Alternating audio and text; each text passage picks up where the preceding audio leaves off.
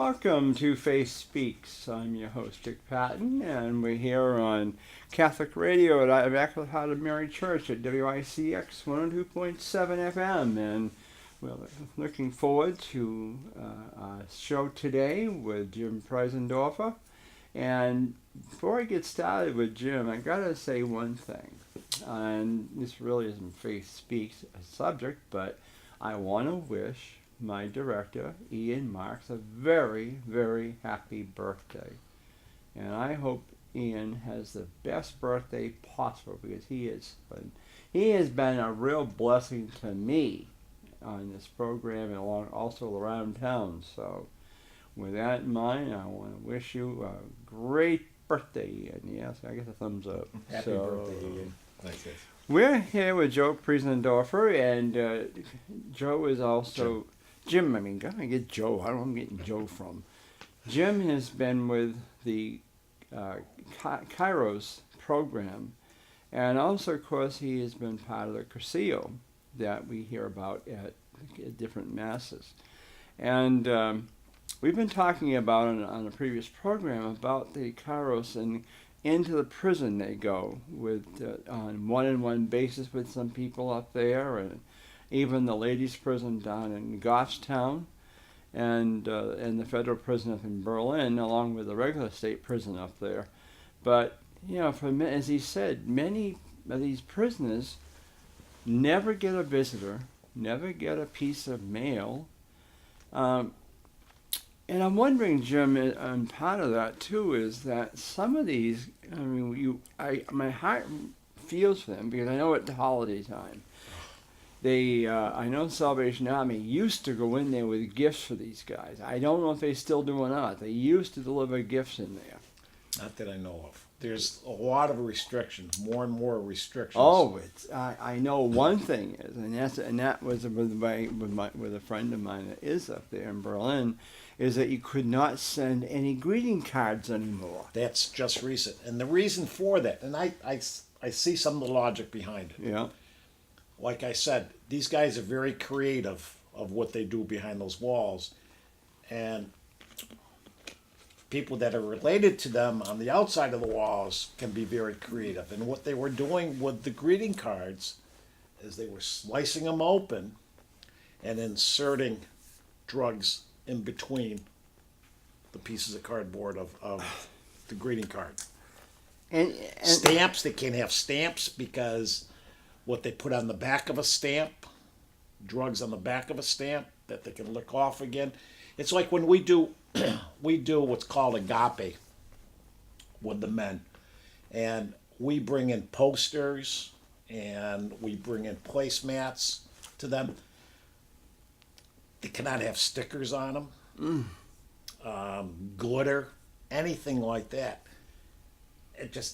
They trust us, but it's just a rule that they have, and it just can't be any stickers or anything, because they can peel off the stickers.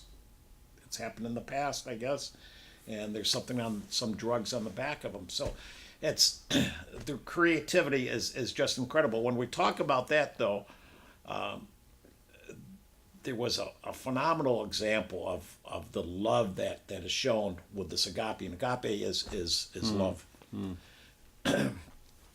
These placemats that we have for all the meals with them, most of them are done by children, young children. I've had them done here through Faith Formation. Yeah.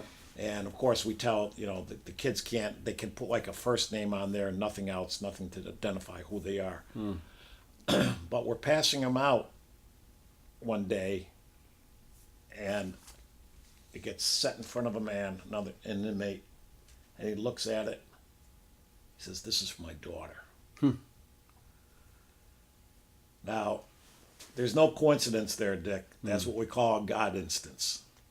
So it's and they're just, these guys, they want to take them with them too. They can't take them. You'll see them start to fold them up, and they want to take them back to their pods or their cells, but they can't take any of the stuff back again. I find it hard to believe that they could take a greeting card and somehow they're so thin as it is. Some of them are a little thicker. Really? All you got to do is You just take a little razor blade and put a little slit in between, and just stuff something in there. Gosh, It can be done. Boy, I guess I must be stupid because I never would think of such a thing. Well, Jeff Lyons, who was the PR for the prison, you know Jeff. Yeah. Jeff just had an article about drugs in the prison in the Manchester Union Leader. And one of the ones that I had to kind of laugh at, but it's pretty pathetic. Somebody threw a football over the fence into the yard, loaded with drugs. Oh my goodness. So, as I said, creativity inside the walls and outside I'm the sure they walls. didn't. I'm sure the guards grabbed that. Oh, they got football. that one. They got that one. But there are so many drugs that come into the prison. It's terrible. So they try to prevent it as best as they can. It's like they don't get all now. Even they used to be able to get the envelopes that the mail came in. They don't even get the envelopes anymore. Really? Well, again, you lick the seal of the envelope. There could be something on the seal of the envelope, something on the God. stamp. Jeez. So they have no longer. That's one of the things that they give us to be able to do is we do letters to these men, to each one of them on the weekend. And there's usually 26 of us, 29 of us on team, and there's usually 24 men that we minister on the weekend. So each one of us does a letter to each one of these men. And we're allowed to have them sealed envelopes. They never get anything sealed anymore. Yeah. And as I said, they don't get even the envelopes anymore. I witnessed one time when we brought out the first batch of these letters to them, and before this one inmate even opened up the mail, the letters, he had tears in his eyes because he saw that they were sealed envelopes, which they never get. And again, their hearts melt. Yeah. Their hearts melt. Is there some place up there? I mean, if someone wanted to correspond with somebody up there, how could they contact you? Is it from a church to do that? Or how could they do such this? I mean, yeah, you go on Facebook and they have sites on there for the prisoners or something. But And we have a site. oh, do you? Yes, Okay. Kairos of New Hampshire. Yeah. Most definitely. They can contact us through that site. They can contact me if they're interested in getting involved in the ministry. There's different ways you'd become involved in the ministry. You don't have to go behind the walls. You can serve on our boards. You can help serve meals, because it's like when we go on the weekends, we usually have breakfast at the Sardo Center, and then we have a late dinner because some of us are hungry because Yeah. we didn't Yeah. eat that well in the prison. Yeah. So there's different ways to be able to serve, not just go behind the wall. Some people can't do that, Dick. Yeah. I know of a couple men that said they would love to go, but they just said they couldn't do it. I mean, some of us, and I never had the feeling, but I've talked to other guys, when that big hunk of metal door shuts behind you and you hear that clunk, that can be disturbing to some people. Oh, don't worry. I when you mention that, I've been up there. Isn't that a sound, though? I can tell you, the first time I ever went there, I was with the Concord JCs. I was a member of the JCs. This was back in the early 70s. And at that time, there was a JC chapter at the prison. Okay. It was called the Granite Quarry JCs. Granite Quarry. And they also had one at the state hospital. Well, anyway, so a group of us from the Concord chapter went up there for their meeting. And so we went into this room and we sat there. But what bothered me, because I was scared as anything, after every door we went through, it's like it shut tight, shut tight. It's like, oh boy, I pray to God that I can get out of here. You know, and then all of a sudden we sat down, and then all of a sudden in comes this group, and it's like, you start to wonder, because you hear stories, Yeah. all right, and it's like, oh, hope we're not going to be held hostage or something like that or whatever. But there were guys there that of all ages. They just weren't the JC age. There were a lot of older ones. They were probably in their 70s or 60s or something, and and we stayed for the meeting. It was a good meeting, but I can tell you that I was glad to get out of there. I just did not feel, even though but of course at that time I was Protestant anyway. But now, I've gone there a few times to meet with this gentleman, and his sister was always there, or his father, and it didn't bother me. But then I got thinking, like you said, there was others sitting there who had nobody. Right, nobody. You know what my heart goes out to is the young guys. Yes, the young guys. And again, I'm going to refer back to 33 Days of Morning Glory. Mm. When we broke out in the small groups, I had this one young man, Adam's probably maybe about 23, 24 years old. Mm. And he was at my table, and a couple weeks later, he comes in, and he's got a big smile on his face. I mean, Dick, that grin was from ear to ear. Mm. And he said to me, guess what happened last Sunday? I go, what, Adam? I was baptized, confirmed. Again, who was the one that brought him over to the Catholic faith? Father Gordon McRae. Mm. Father Gordon told me, and I get holy goosebumps when I talk about this. Father Gordon told me that a year ago he was talking with Adam, and Adam quite frankly said to him, I'll never become a Catholic. Yeah. And through Father Gordon, he's a convert and very strong in his faith. You know, yourself, Dick, I give converts so much credit. Your faith is so strong. Yeah. So strong. We Credo Catholics have taken it for granted. Many of us. Yeah. You appreciate it more. I'm not saying that all of us in that same way. I'm sorry for any other Catholics out there that, are very true to their faith, but a lot of us have just taken things for granted, and that's what's happened within their church too. I know, but I don't understand how Father McRae. I thought he couldn't minister in there or do any priestly duty. He cannot serve mass. Okay. He cannot do any of the sacraments.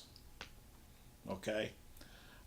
He does say mass at 11 o'clock at night, and ask anybody within his own cell to himself, but he asks anybody else that wants to join him through their mind to be with him at that time. Now, what about, there's another one up there too. Was it Monsignor Gilbert? He's the one that was in for, he was a caretaker for a gentleman, and he was taking the funds from somebody or whatever. And Father Gordon is the only one that I've had an association with. I'm sure he's up. He's in Concord. I'm sure. I don't think he's up in Berlin. Maybe, but his name Edward Gilbert. I don't know. I can't remember. But he's in for taking. Edward Arsenal. Maybe that's Maybe that's what it is. He's not up in Concord. Okay. He was moved, and either he is out on parole or getting out. He's getting out soon, from what I understand. But, wow.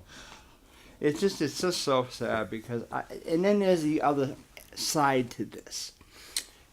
Even though I might be a very strong Catholic and very much into my faith, into my religion, and I've talked to a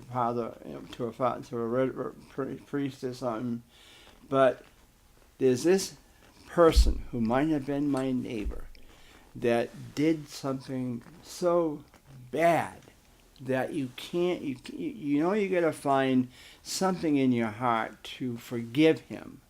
It's tough. It's tough to forgive. Say, like, if it's a capital murder case, or a a rape type thing or something of that nature, and you find it very hard to forgive or forget. You just can't forget. Yes, you can say that God has forgiven you or whatever, but yet deep in your own heart, you can't. But you have to, because you have to, yes. Because but who has forgiven us for all of our sins? Exactly. Who laid his life on the cross for our sins? Yeah, exactly. And if we can't forgive somebody else, what are we saying to him? I know, you're right. But you have people who feel that way. It's difficult, Dick. I mean, there's one of the stories that we do in Kairos, and it's called the Rooster Story, and it's about a young man that ran over his father's prize rooster and had to bury it, but then kept on digging that rooster up. Really? Because he couldn't forgive himself for killing his dad's prize rooster. So he kept on digging it up. And we all do the same thing. We forgive, we dig it back up again, we have to bury it and forgive again and again and again. Yeah. So it's difficult. Yeah. It's very, very difficult. I know myself, I have a difficult time sometimes with some forgiveness. And I continue to dig up that rooster again and have to bury him again. Yeah. So, yeah, it's very sad. But it is. And these men, that's the thing. It's so tough for them to forgive, And most of all, as I said earlier in the other session, to forgive themselves for what they've done, what they've done to their families. Yeah. What they've done to someone else that they've committed the crime against. Very, very difficult. But we teach them love. Oh yeah, that's the love of Christ. And you're hoping that you've made such a difference in their heart that when they are able to get paroled or whatever, that this is going to carry over, and you will see them in church or whatever. That's the key to them that we tell them. The most important thing for them is when they leave those walls to get to a church and stay with it. We've heard guys that have come back in again that have committed crimes again, and they've done Kairos. And the guys will ask them, were you going to church? Yeah. And usually it's, well, I was going for a while. Yeah. Going for a while. They didn't keep Christ with them. And we know that Christ is always there with them. One of the big things is, the footsteps in the sand. Christ is always right there with you, whether you know it or not. I look back on my life, and I see the many times that Christ was with me, not really knowing that he was ever there. But I look back now that I've increased my faith, and I can look back now and see so many times that Christ was there with me. That's one protecting me too. That is one of my most favorite poems of reading, is Footprints in the Sand, because I have really taken to that. And I think of that many times. You're right. And because we're all, feel like we're alone, but yet. Yes. And what is it says? When you were alone, I carried you, or something like that. When you didn't see my footsteps, it was me. I carried you through this rough time or whatever. And he does. Yeah. He does. I have a difficult time trying to figure out how people can go through life with the trials and tribulations of life and not have God in their life. I know. Yeah. Who have they got to go to? I know. Who they got to go to? Who they, what do they look forward to after they die? Yeah. As far as they're concerned, there's nothing. No. Do these inmates up there have access, or can they listen to, we keep telling our people, listen to Catholic radio, Faith Speaks, WICX 102.7 FM radio. Can they listen up there to this Yes, show? they can. Now, I don't know how well the reception's going to come, Dick. I mean, I'm on North State Street, just up past the prison. And I start getting the station a little crackly. Really? So I don't know how good it's. I'll have to check with the guys about it. some of them have TVs. Now, this is a misconception that so many people have. You know, they're talking about these guys having these big color TVs and everything. They have these tiny little TVs, probably 9-inch screens, maybe Yeah. the most 12-inch screens. Yeah. They have to buy them or rent them. Boy. They aren't given to them. They've got to earn them. And they don't make a whole heck of a lot. It's like 63 cents a day they make. No. As a basic prison. I know Ian has been such a godsend to me, as I've said before. When he sends these programs in, now this one here goes into, of course, Mike Bellino, who gets it ready for radio broadcast. But Ian has also got this along with Around Town, and it goes into CCTV. Oh, it does. For my Around Town show. Good. So it's part of Around Town. Right, Ian? As far as I know, I've seen them. They're on there. They have them, Yeah. Oh, that's It's good been on because it, so- we're in talking with Doris right now about Concord Community TV and the Knights of Columbus. We've got some ready-made programs that we want to get on. So Oh, they're welcome to come on. I've had Chuck on here this winter. I know he came Yes. on once and talked, and he can go anytime they want to come on. I've told them that, especially Yes. when they're getting ready for the Tootsie Roll Drive coming up. oh yes, You know, when that's coming up, they can come in again and have them anytime at all. We'd love to, either on Catholic radio or, and it's Around Town. you had Paul Parisi on too. Paul, yes, that was an excellent program. That touched me so because I never realized how much of an influence I had on him. I didn't even know it. And You give me holy goosebumps again, Nick. yeah, it did. I mean, I Yes. just couldn't believe it. And I was in a restaurant one night, and this lady stopped me, and she said, "Aren't you Dick Patten?" I said, "Yes."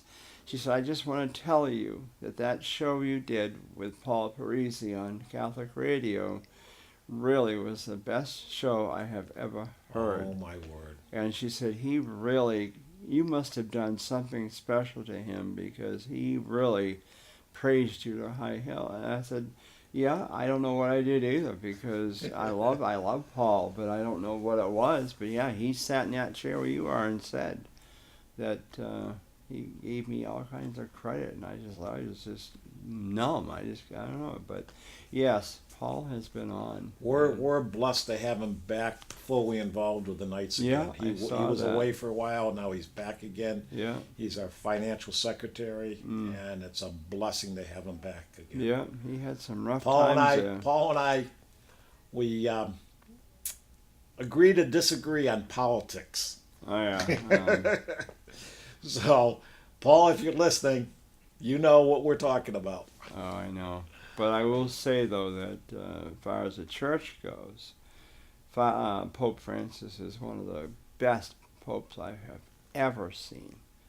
I mean, I loved John Paul II, and he was the one that really got me into more of the Catholic, listening to the Catholic Church, because when he became Pope, and I think it was in 1978 or 79, somewhere in that area, I think it was. He was a younger pope, but he was just something about him. He was very out there with the people, and boy, Pope Francis is the same thing. If you ever get a chance to go to D.C., go to the National Museum of Saint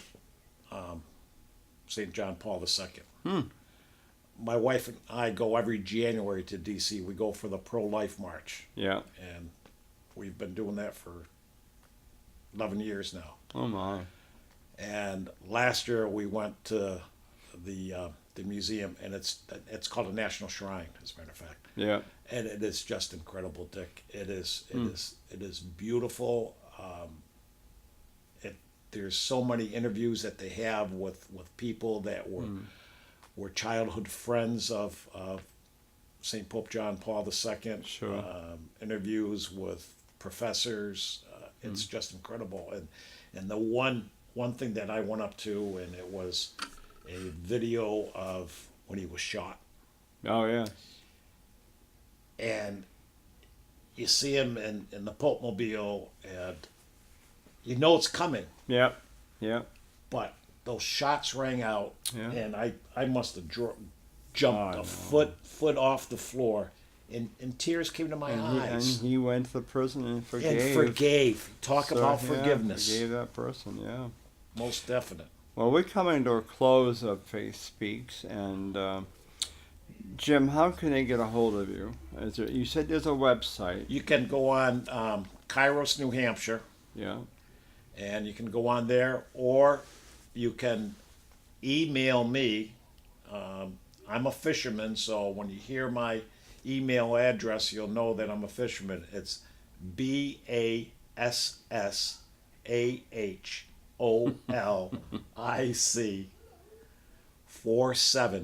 BASSAHOLIC47@comcast.net, and that's Bassaholic. Bassaholic. Boy, yeah.